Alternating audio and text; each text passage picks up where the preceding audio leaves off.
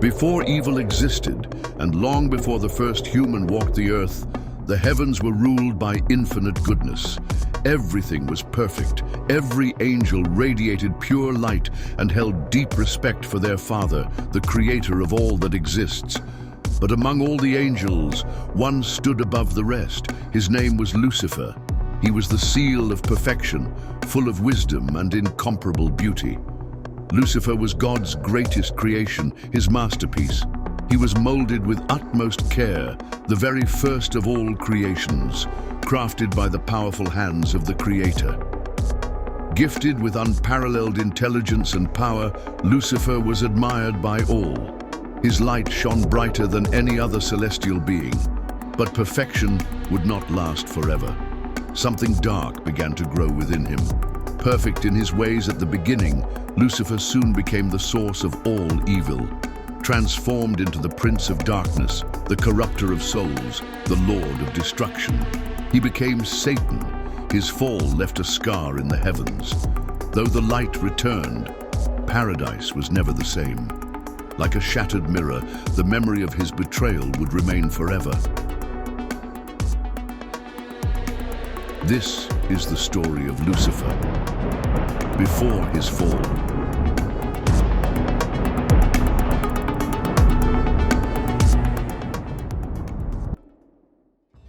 From his infinite wisdom and love, God conceived something extraordinary. He created Lucifer, the morning star. He was the seal of perfection, full of wisdom and adorned with unmatched beauty. But Lucifer was not only beautiful, he was a natural leader, a beacon illuminating the path for the other angels. His charisma was magnetic, and his presence inspired respect and devotion. Lucifer walked among the angels with unparalleled grace. The seraphim and cherubim listened reverently to every word he spoke, while even Michael, the great celestial warrior, admired his wisdom. In the heavenly choirs, Lucifer organized praises with fervor and passion, directing voices toward the Creator. His voice was like a beacon in the darkness, guiding with light and clarity the prayers of heaven. God did not create evil, but something perfect. However, Lucifer, blinded by the radiance of his own light, allowed pride to take root in his heart. His desire for glory grew like a hidden fire, consuming him slowly. The Bible describes the beginning of his fall with these words: "Your heart became proud on account of your beauty. You corrupted your wisdom because of your splendor." What was once his greatest gift became his downfall. The beauty that everyone admired turned into the origin of his ruin, and the wisdom that inspired others became the weapon of his self-destruction. Pride consumed him until he desired to ascend beyond his rightful place, dreaming of raising his throne among the stars of God. With these ambitions born within him, Lucifer proclaimed, "I will ascend to the heavens. I will raise my throne above the stars of God." But heaven, so perfect and full of peace, trembled at these words. Rebellion broke out, and harmony shattered like a broken mirror. Jesus himself solemnly expressed it, "I saw Satan fall like lightning from heaven." In an instant, Lucifer was cast into the abyss, banished from the light that had been his home.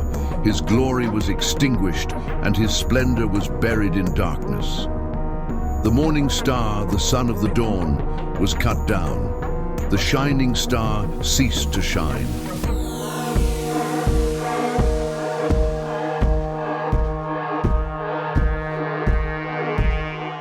"Lucifer," God continued softly, "your desire for understanding is noble, but your thoughts are beginning to turn inward. You have allowed yourself to be seduced by the light I placed within you, and have forgotten that this light is not your own source, but a reflection of my love." Lucifer lowered his gaze, but inside him began to burn a fire of confusion and pride. "Lord, I have desired nothing that is not yours. My light is the gift you gave me. How could I stray from you when I was made by your will?" God looked at him with eyes of infinite tenderness. He knew that deep within, Lucifer was beginning to see the beauty of his own glory. as an end in itself. He had not yet sinned, but his love was growing cold.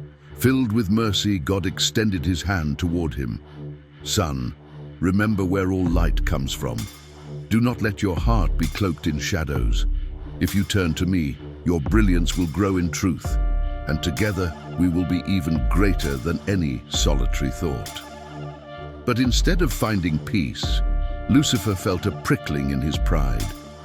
An unease he could barely understand, but there it was. Did God not trust in his ability to remain faithful? Why all the warnings? He withdrew with a bow, but inside, an invisible distance began to grow. As the days passed, his desire to understand and explore consumed all his attention. He no longer paused to contemplate God with the same devotion. The angels continued to worship him, and his voice still led the choirs, but his heart was divided. Once again, God called him, "Lucifer, I have seen the path you take, and it pains me to see you like this. Your light is turning into shadow.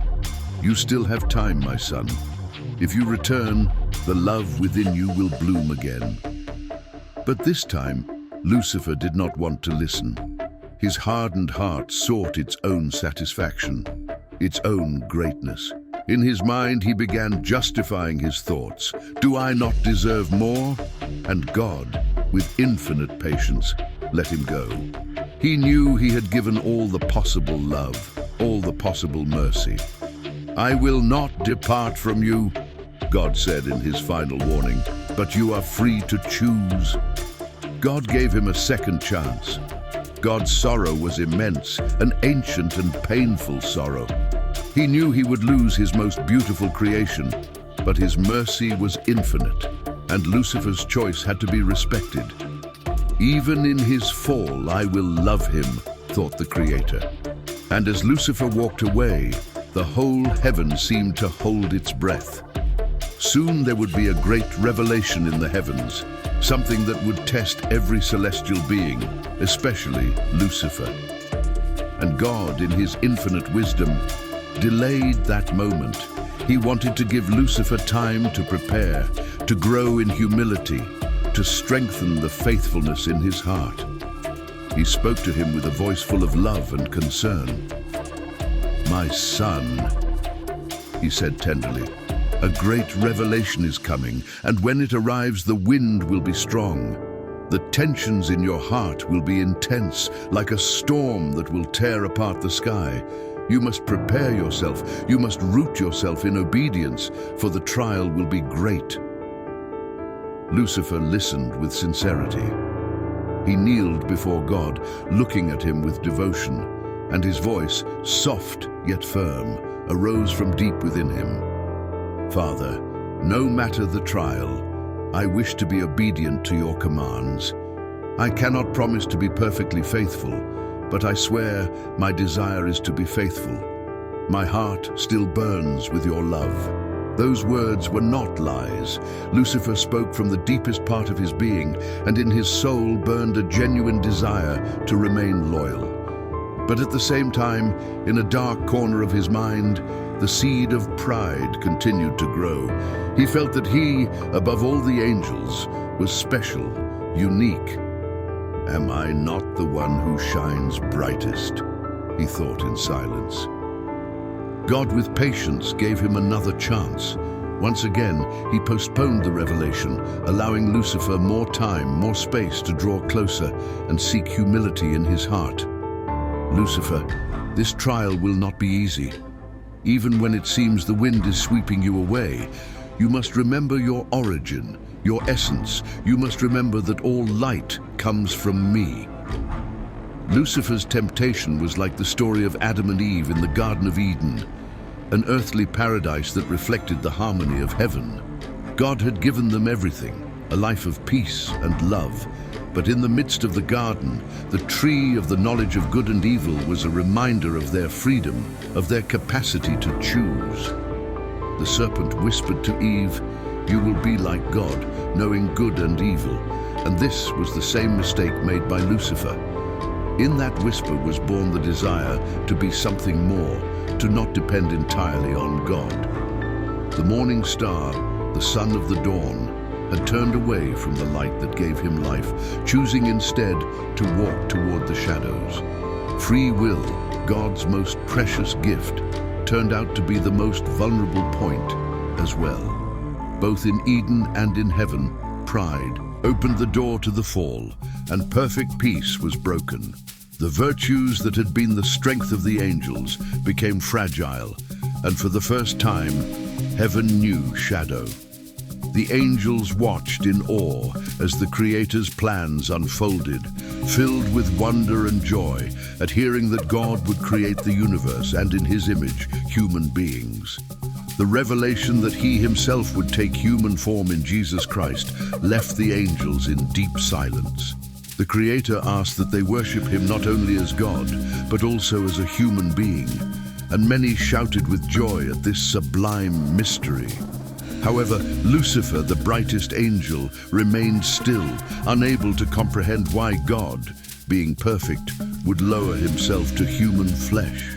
A bitterness arose in his heart. The idea of worshipping a human being, a mortal form, seemed incomprehensible to him.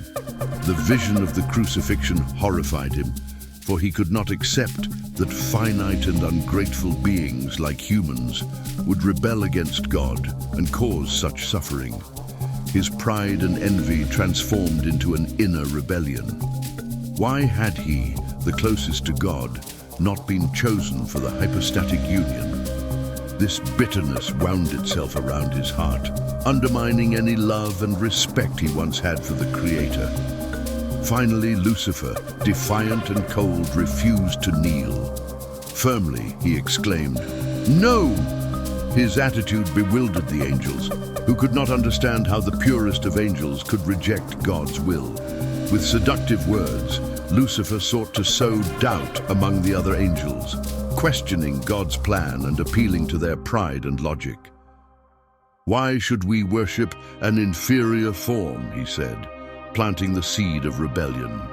But in that moment, the archangel Michael, with courage and humility, shouted, "Who is like God?"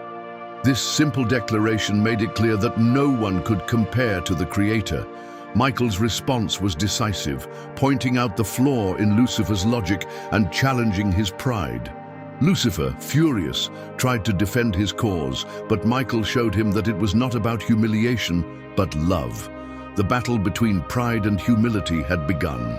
Lucifer could not resist the truth of love that Miguel defended so firmly. Filled with anger and wounded pride, he turned away from Miguel and the other angels.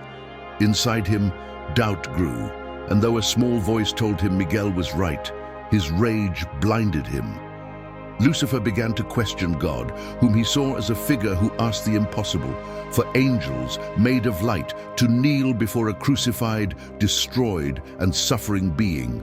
Thus, Lucifer began sowing doubt among the angels, speaking to them of dignity, freedom, and the need to be something more than mere servants. He promised the angels a heaven where they would not have to submit to anyone, a place where their light and power would be recognized without subordination.